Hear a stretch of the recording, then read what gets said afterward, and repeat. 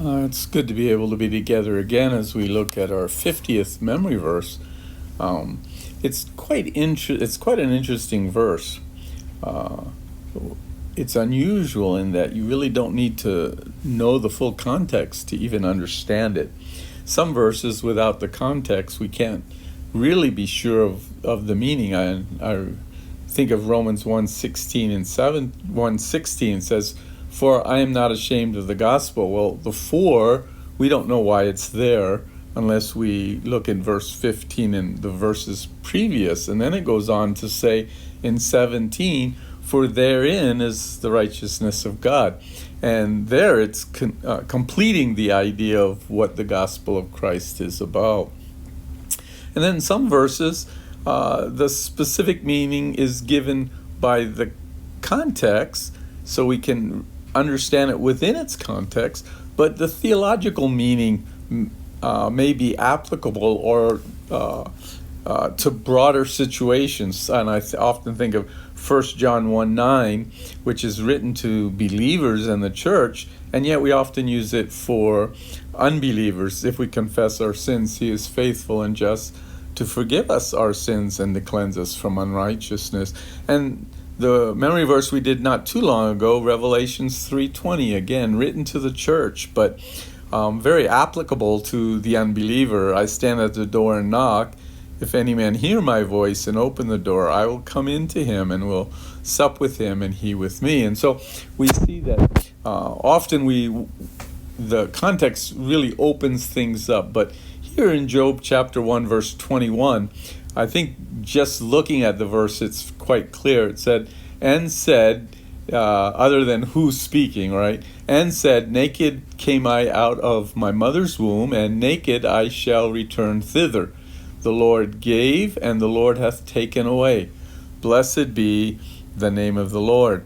So let's look at our diagram, and we'll notice a couple things, okay? We'll go back to verse 20 to find out that it's Job who's speaking. "Then Job arose and said." So he does some stuff in 20, but we're just looking at what he said. He gives two brief statements or two acknowledgments. "Naked came I out of my mother's womb, and naked shall I return thither." And so that's the first one, right? I came into this world without anything, and when I die, I'll take nothing with me. And then he gives the second one, "The Lord gave, and the Lord hath taken away." And here he's recognizing that all things that we have came by God. And when things are taken away, it is again God who either takes it or allows it to be taken. And so he's emphasizing here God's sovereignty even in very difficult times. So I came without anything. Maybe I became very wealthy. I had a big family. And then I lost my wealth and I lost my family, much like Job did. But the idea is the Lord gave it, and of course he has the right to take it away. And Job ends that with, "Blessed be the name of the Lord." Job has learned to praise and bless the Lord even in very, very difficult times, because he knew these two truths. He came into the world with nothing, and he's going to leave it with nothing. And all that he has because of God. And he realizes when he says, "Blessed be the name of the Lord," what the Lord has done for him, right?